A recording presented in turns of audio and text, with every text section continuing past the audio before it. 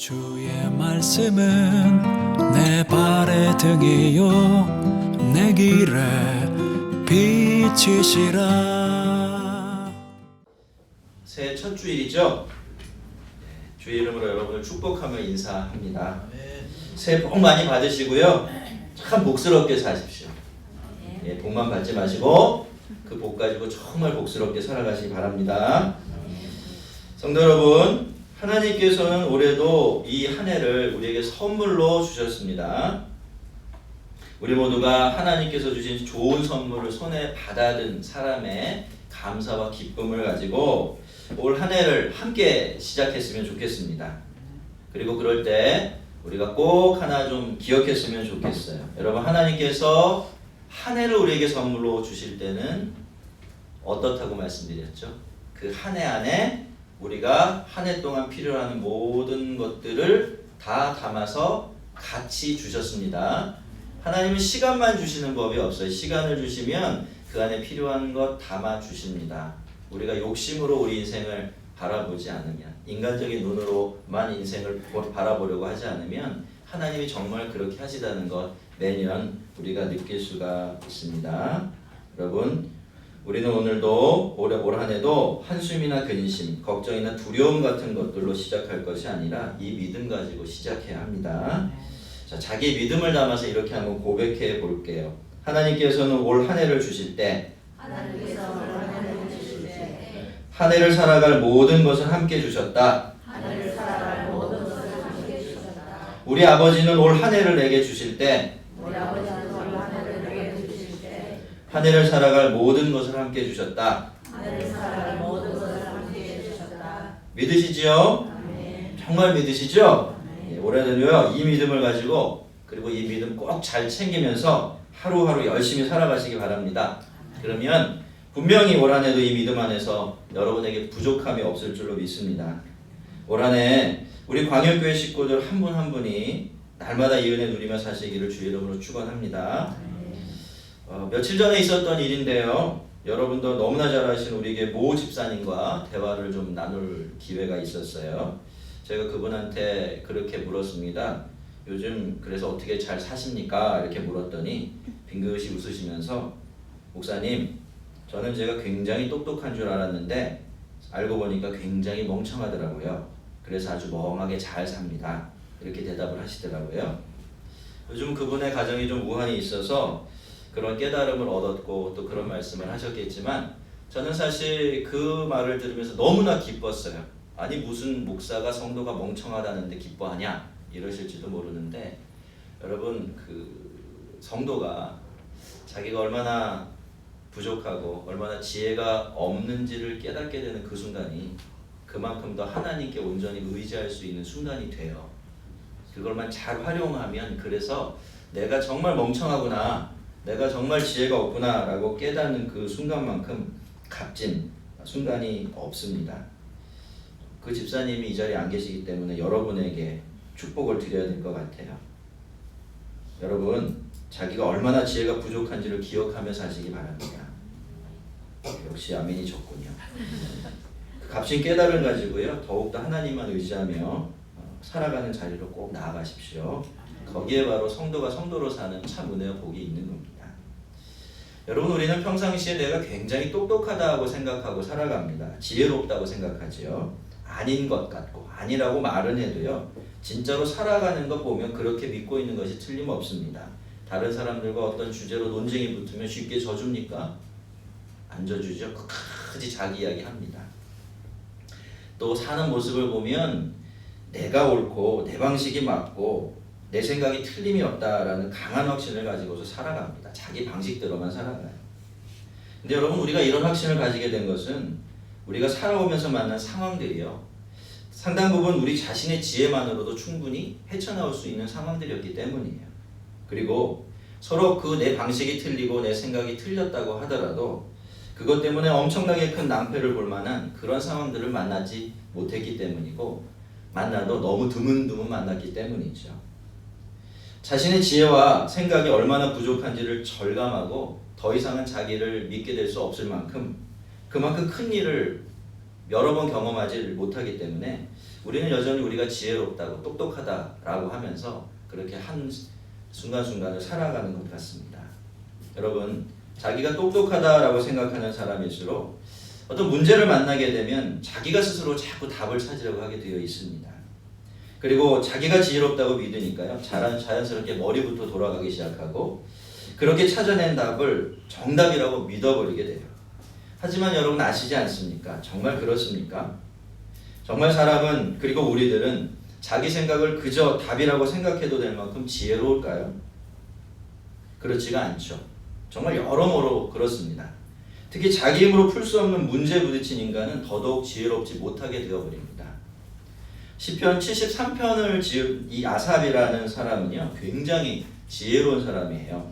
시편에 나와 있는 이 아삽의 시편들을 한 편 한 편 묵상하다 보면 그가 얼마나 생각이 깊고 지혜로운 사람인지를 대번에 알 수가 있어요. 그런데 그런 그가 아주 큰 시험에 빠지고 맙니다. 자기가 가지고 있는 것, 알고 있는 것, 또 자기의 지혜로는 도무지 풀 수 없는 어려운 문제를 하나 만났기 때문이죠. 성도 여러분, 한번 생각해 보시겠습니까? 여러분은 어떻게 생각하세요? 이 세상에서 악한 사람들이 잘 나가고 떵떵거리며 살아가는 것, 이것이 정상적인 일이라고 생각을 하십니까? 사실 우리는 우리나라가 좀 많이 불의한 편에 속하는 나라였기 때문에 이런 모습들을 너무 많이 보아와서 그것에 대해서 별다른 시험이나 유혹을 느끼지 못할지도 모르지만요, 사실 세상이 이런 식으로 돌아가는 것은 굉장히 정상적인 것이 아닙니다. 왜냐하면 그런 사회는 정의로운 사회가 아니라 불의한 사회이니까 말이죠. 그래서 어떤 사회가 이런 사회가 되고 그런 현상이 심각해지면 사람들은 자기가 사는 세상을 바르게 세워보려고 슬슬 움직이기 시작을 합니다. 싸움을 시작하게 되죠. 하지만 여러분, 하나님을 믿는 사람, 그래서 사람이 아니라 하나님께서 이 세상을 다스리신다라고 믿는 사람들에게는 이것이 단순히 정의나 불의에 대한 문제에서 끝나질 않습니다. 때로는 이게 내가 계속해서 하나님을 믿을 것인가, 하나님의 뜻에 따라서 살 것인가 말 것인가, 이거를 아주 심각하게 고민하게 만드는 그런 큰 시험거리가 되기도 합니다. 그러면 아삽이 말하고 있는 악인이란 도대체 어떤 사람들이길래 아삽이, 그 믿음 좋은 아삽이 이렇게 큰 시험에 빠지게 된 것일까요? 여러분, 이 사람들은요, 하늘 높은 줄 모르고 살아가요. 그리고 사람 귀한 줄 모르고 살아가죠. 사람들을 함부로 대하는 것은 물론이고요, 남의 것을 빼앗아 가는데 거리낌이 없습니다. 왜냐하면 자기 손에 늘 그만한 힘을 가지고 있기 때문이죠. 다른 사람을 경멸하고 모함하는 것은 일도 아니고요, 어떻게 그렇게 못된 말만 골라서 하는지 입만 열면 사람들의 마음에 상처를 주어서 유혈이 낭자하게 만들어 버립니다. 그런데 여러분, 이 사람들이 누리는 복을 보면요, 정말 기가 막혀요. 살기도 얼마나 오래 사는지 모릅니다. 그리고 죽기 직전까지 끄떡이 없습니다. 정정하게 건강하게 살아요. 거기까지만 끝나면 좋은데 그 이후에도 복이 계속 이어집니다. 어떤 복일까요? 죽을 때도요, 고통 없이 아주 평안하게 갑니다. 보통 사람들이면 을에 당하게 되어 있는 어려운 일들도 없는 것 같고, 이상하게 자연재해도 그 집은 싹싹 피해가는 것 같아요. 다른 사람들은 모두 끼니 걱정하며 살 때도 그들은 눈이 툭 튀어나올 정도로 살이 쪄 있습니다. 이게 비만하다는 얘기가 아니에요. 당시에는 한 끼 한 끼 먹는 게 일이었는데, 그죠? 눈이 튀어나올 정도로 살이 쪘다는 건 얼마나 부유하다는 것의 증거가 되겠죠. 그리고 이 대목이 정말 기가 차는데요, 이 사람들은요, 수입이 늘 자기가 바라는 것보다 더 많습니다. 참 부럽죠?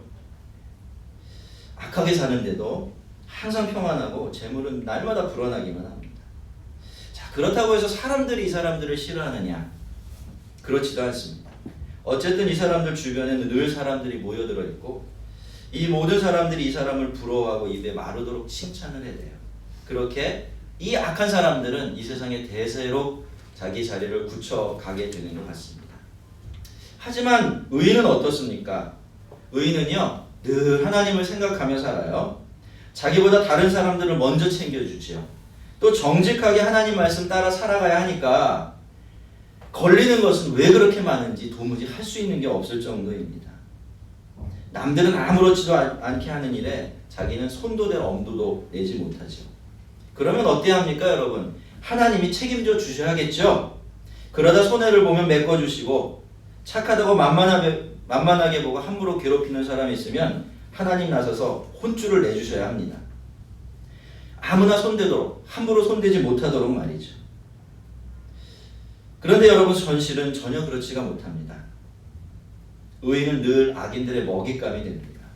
14절을 보면 그렇게 살아온 의인의 넋두리가 나오죠.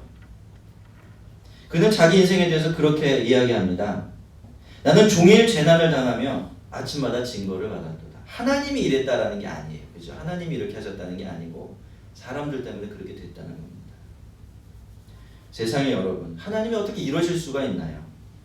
의로운 하나님이라고, 공평한 하나님이라고 당신의 입으로 그렇게 말씀해놓고, 그런 내가 이 세상을 의롭고 공평하게 다스린다고 말씀해놓고, 어떻게 이렇게 사람을 대하실 수가 있습니까? 이것이 하나님께서 하시는 일이라면 우리가 뭐하러 하나님을 믿으면서 의롭게 산답니까? 손으로 죄짓지 않고 마음까지 깨끗하게 위해서 애쓰며 사는 것이 우리에게 무슨 의미가 있을까요? 여러분, 의인들은 그냥 의롭게 살아가고 악한 사람들은 그렇게 자기가 선택한 대로 악하게 살아가는 게 전부라면 그거는 별로 우리에게 그렇게 큰 고민거리나 시험거리가 되지 않습니다. 조금 악이 행해지는 걸 보고 화도 나고 안타까움은 있겠지만 그것 때문에 삶이 흔들릴 만큼 어려워지진 않아요. 하지만 그렇게 악하게 사는 사람들이 형통한다면, 그리고 의인들은 고통을 당한다면, 게다가 내가 그 피해 당사자가 된다면 그때는 문제가 좀 달라지기 시작합니다. 상황이 이렇게 되면요, 그건 엄청난 시험이 되고 유혹이 되지요. 자, 어차피 이럴 거라면, 세상이 어차피 그렇게 돌아갈 거라면 나도 뭐하러 이렇게 사나, 그냥 나도 저 사람들처럼 편하게 살자 싶은 마음이 굴뚝같이 올라오기 때문입니다. 실제로 수많은 선한 사람들, 하나님을 믿는 사람들이 바로 이 지점에서 걸려 넘어지는 것 같습니다. 그것 때문에 악인의 대열로 자기도 모르게 한 발자국 한 발자국 걸어 들어가게 되죠. 여러분, 아삽도 그럴 뻔했던 거죠. 그렇게 신앙 좋고 그렇게 현명했던, 지혜로웠던 아삽도 하마터면 발이 미끄러져 넘어질 뻔했어요. 욕하다가 닮게 된다고 악인들 향해 투덜거리다가 그들이 가는 길로 들어서서 그들과 똑같아질 뻔했습니다. 하지만 여러분, 다행스럽게도 아삽은 그 문제를 계속 자기가 붙들고 답을 얻으려고 씨름하지는 않았어요. 그 문제를 들고 어디로 가지요? 성소로 들어갔고요. 거기서 하나님을 독대합니다. 그러자 그의 눈이 활짝 열리죠. 그리고 그때까지 보지 못했던 것들이 보이기 시작합니다. 자기를 큰 혼란과 시험에 빠지게 했던 악인들의 마지막 모습이 눈에 훤하게 보이기 시작한 겁니다. 그 눈으로 보니까 악인들은 너무나 비참한 종말을 맞이하고 있었습니다. 예전에 아삽은요, 악인의 형통이 진짜 형통인 줄 알았어요. 하지만 그것은 진짜 형통이 아니라 형통을 가장한 함정이었습니다. 하나님은 악한 사람들이 형통하게 내버려 두심으로써 그들 스스로 미끄러운 곳으로 걸어가서 함정에 빠져버리도록 내버려 두신 것이죠. 사랑하는 성도 여러분, 이 세상에서 가장 위험한 게 뭘까요? 그것은 악하게 살면서 형통하게 되는 겁니다. 잘못된 방법으로 성공하는 것, 그게 세상에서 제일 위험한 거예요. 그것은 형통이 아니고 복이 아닙니다, 여러분. 그것은 하나님께서 악인들을 위해서 마련해 놓으신 개미지옥이에요. 한번 미끄러지면 빠져나올 수 없는 지옥 말이죠. 19절을 보면 아삽은 이렇게 말하고 있어요. 그들이 어찌하여 그리 갑자기 황폐되었는가? 놀랄 정도로 그들은 전멸하였나이다. 여러분, 이것이 아삽이 보게 되었던 악인들의 비참한 말로였습니다. 그들은 마치 기름종이 같은 존재였던 거예요. 기름종이 태워보셨습니까? 불 붙자마자 확 타오르죠. 그렇지만 1초도 안 돼서 완전한 재로 변해버립니다. 그렇게 한순간 화려하게 타오르다가 일순간에 싹 사그라드는 것, 그것이 바로 악인들의 실체였던 것이죠. 아삽은요, 그 모습을 보면서 아마 가슴을 쓸어내렸을 겁니다. 어쩌면 다리에 힘이 풀려서 털썩 주저앉고 말았을 거예요. 왜냐? 큰일 날 뻔하지 않았습니까? 그 시험에 빠졌더라면 자기도 그런 운명이 됐을 텐데 그 운명을 자기 눈앞에서 보게 되었으니 얼마나 안심을 했겠습니까? 자, 이렇게 해서 아삽은 사실 그 시험과 유혹에서 벗어날 수가 있었는데요. 우리는 여기서 왜 아삽이 그런 시험과 유혹에 빠졌는지 그 진짜 이유를 좀 살펴볼 필요가 있을 것 같아요. 자, 애초에 아삽이 시험에 들고 유혹을 당했던 것은 순전히 이해할 수 없는 불이한 상황이 눈앞에 펼쳐졌기 때문이 아니었습니다. 진짜 이유는 다른 데 있었어요. 그것은 이미 아삽이 현실을 그대로 볼 눈이 어두워져 있었기 때문이에요. 여러분, 우리는요, 우리의 눈이 굉장히 객관적이라고 생각합니다. 그래서 내가 현실을 판단하는 것이 아주 정확하다라고 믿지요. 하지만 여러분, 우리 눈은 우리가 생각하는 것만큼 객관적이지가 않습니다. 작은 거를요, 때로는 어마어마하게 크게 부풀려서 보기도 하고, 형편없이 작은 것을 어마어마하게 큰 것으로 보기도 해요. 제가 증거를 하나 드릴까요? 여러분 살다 보면 세상이 더 큽니까? 하나님이 더 큽니까? 여러분에게 답을 말하려는 게 아니고 매일매일 삶에서 느껴지는 거. 현실이 더 크게 느껴져요. 그러면 실제로는 하나님이 큽니까? 현실이 큽니까? 그럼 우리가 제대로 보고 있는 건가요? 잘못 보고 있는 건가요? 그렇죠. 우리는 그래요. 우리에게 어떻게 느껴지느냐에 따라서 작은 걸 엄청 부풀려서 보기도 하고 큰 걸 엄청 축소해서 보기도 하죠. 그러니 어떻습니까? 무언가를 그것을 근거로 판단을 해야 될 때 그 판단이 제대로 된 판단이 나올 수가 없는 것이죠. 여러분, 아삽은 이 악인의 형통이 엄청나게 크게 보였기 때문에 모든 악인들은 다 형통하다라고 생각이 되었고요. 그들은 영원히 그렇게 살 것이다 라고 생각하게 되었죠.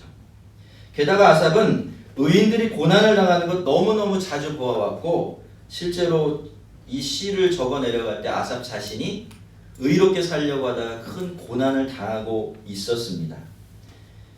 그래서 지금 완전히 눈이 뒤틀려 있는 거예요. 모든 악인들은 다 형통하고 모든 의인들은 다 지질이 궁상으로 산다, 이렇게 생각하게 되었던 것이죠. 하지만 여러분 어떻습니까? 악인이라고 해서 다 형통한 게 아니에요. 그죠?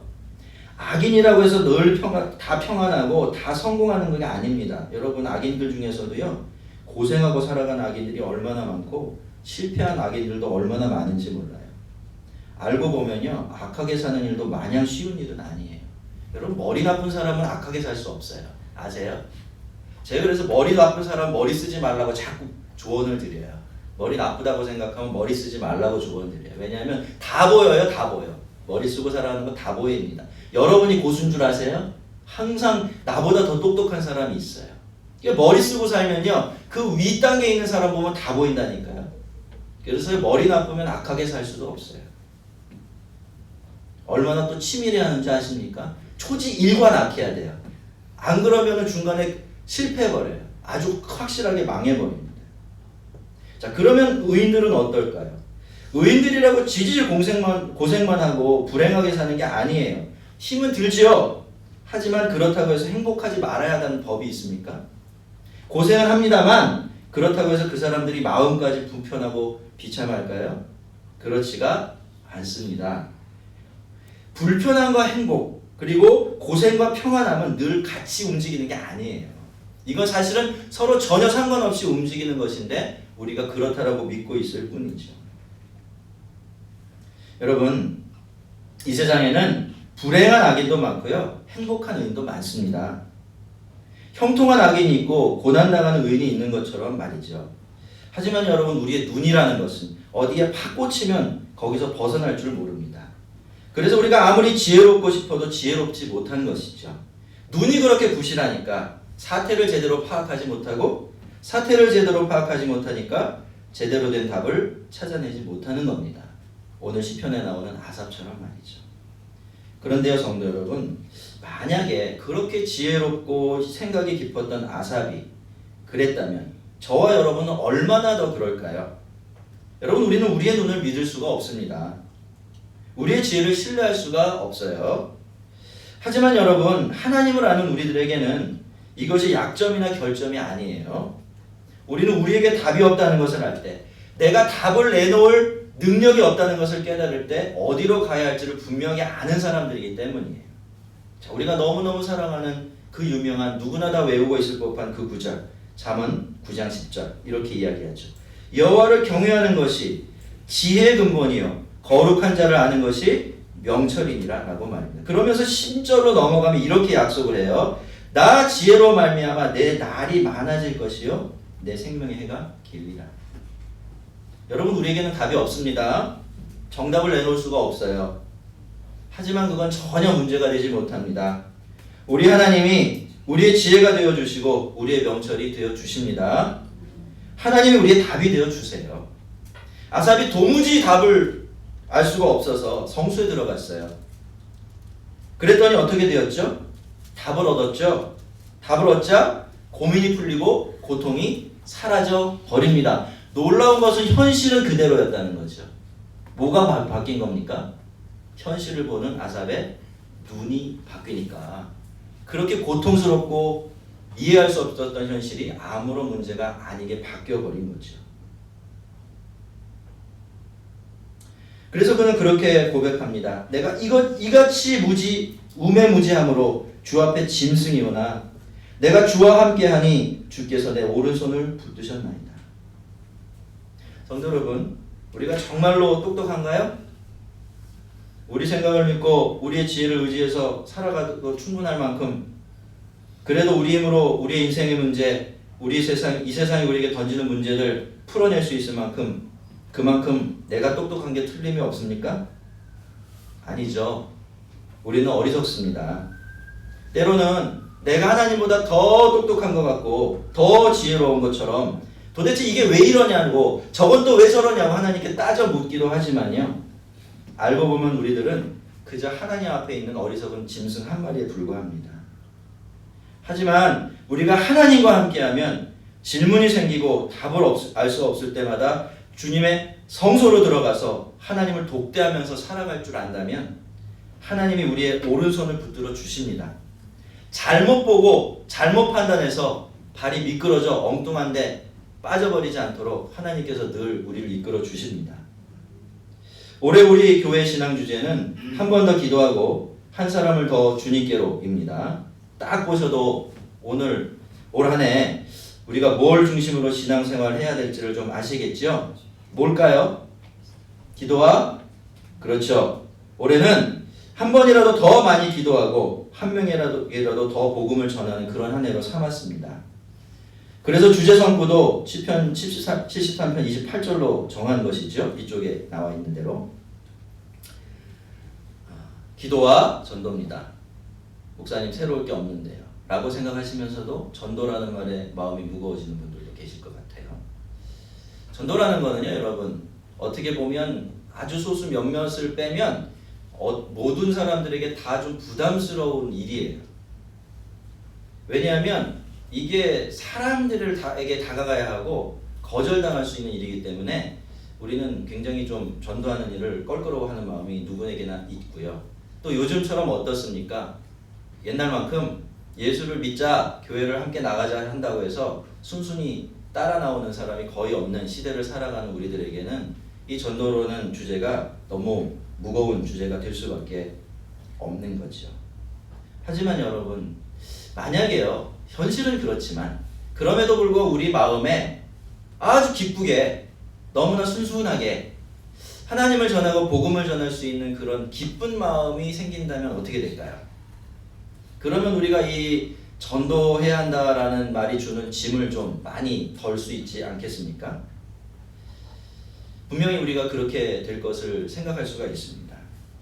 여러분, 아삽은 우리에게 그런 변화가 일어나게 할 수 있는 가장 자연스럽고 확실한 방법을 알려주고 있습니다.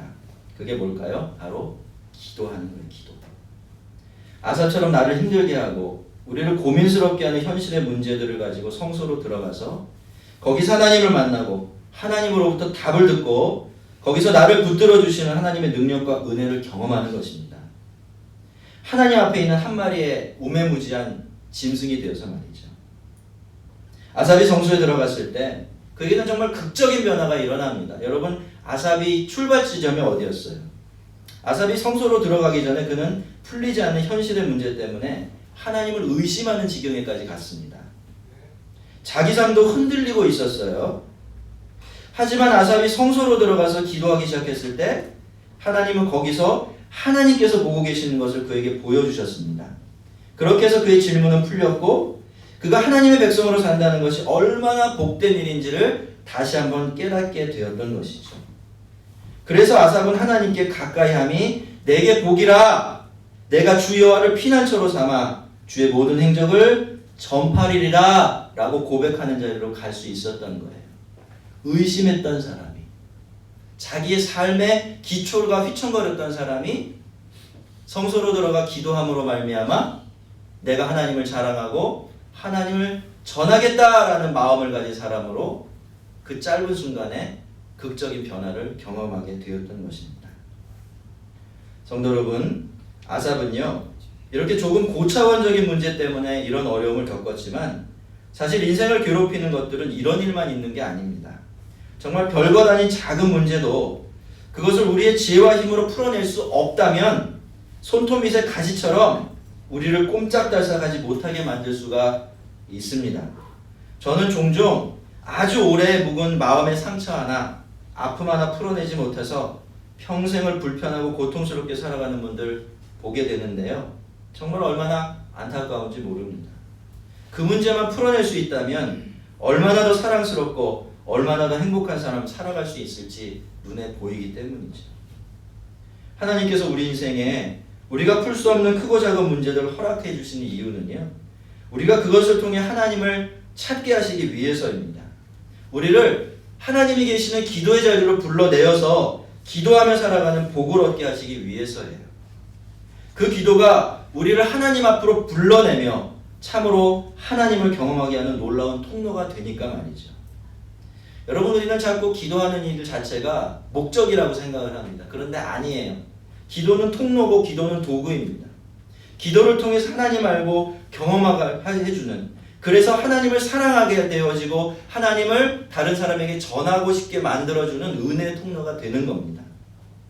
성도 여러분, 올 한 해 그것이 오래 묵은 문제이든 간에 새로 생겨나는 문제이든 간에 나의 문제이든 가족이나 남들의 문제이든 간에 그 문제를 붙들고 열심히 성소를 드나드는 우리 모두가 되기를 바랍니다. 그 문제 때문에 낙심하는 게 아니라요, 오히려 그 문제 때문에 하나님을 가까이 하고 하나님께 더 가까이 다가가는 우리들이 되시기를 바랍니다. 그러면 하나님이 우리의 오른손을 붙들어 주시고 계신다는 것을 우리가 분명히 알게 될 겁니다. 여러분, 이 세상에 복음을 전하는 일만큼 선하고 영광스러운 일이 없습니다. 그렇다면 이 귀한 일이 우리에게 억지 춘향이 되면 안 되겠죠. 누가 기쁘게 복음을 전할 수 있을까요? 누가 부담 없이 복음을 전하게 되겠습니까? 바로 기도하는 사람이에요. 기도로 하나님을 가까이 하는 사람. 그래서 하나님을 피난처로 삼고 살아가는 사람의 복이 얼마나 대단한지를 아는 사람. 결국은 하늘에서나 땅에서나 나에게는 하나님밖에 없다라고 고백하는 자리에 이르는 그 사람이 가장 쉽고 기쁘게 하나님을 전할 수 있는 그런 사람들이 될 것입니다. 자, 우리 함께 주제 선포와 신앙 주제를 큰 소리로 함께 읽어보겠습니다. 제가 선창을 하면 여러분은 따라해 주시면 되겠습니다. 하나님께 가까이함이 내게 복이라. 하나님께 가까이함이 내게 복이라. 내가 여호와를 나의 피난처로 삼아 내가 여호와를 나의 피난처로 삼아 주의 모든 행적을 전파하리이다. 주의 모든 행적을 전파하리이다. 다시 한번 하겠습니다. 하나님께 가까이함이 내게 복이라. 하나님께 가까이함이 내게 복이라. 내가 여호와를 나의 피난처로 삼아 주의 모든 행적을 전파하리이다. 내가 여호와를 나의 피난처로 삼아 주의 모든 행적을 전파하리이다. 이번에는 신앙 주제를 한 번 더 읽겠습니다. 한 번 더 기도하고 한 번 더 기도하고 한 사람을 주님께로. 한 사람을 주님께로. 한 번 더 기도하고 한 번 더 기도하고 한 사람을 주님께로. 한 사람을 주님께로. 성도 여러분, 지혜 없는 우리의 무기, 지혜가 부족한 우리들의 진짜 복은 기도입니다. 우리의 모든 문제를 붙들고 성소로 들어가서 드리는 기도는 우리의 삶의 답이 되고 우리의 능력이 되며 우리의 눈앞을 열어주기 때문이죠. 우리는 기도할 때 하나님을 더 사랑할 수 있게 되어지고 그래서 하나님을 더 자랑할 수 있게 되어지는 겁니다. 올 한 해 우리 모두가 더 많이 기도하고 더 기쁘게 기도하는 기도의 진보를 보이는 복된 한 해가 되기를 바랍니다. 우리가 아삽처럼 기도할 때 하나님 우리에게 하나님을 보여주실 것이고 우리는 하나님을 자랑하는 자로 변화되어질 것입니다. 올 한 해 우리에게 약속으로 주신 이 귀한 말씀에 순종을 하면서 늘 하나님을 더 하나님께 더 가까이 다가가는 복을 누리는 우리 광역교회 식구들 되기를 주의 이름으로 축원합니다.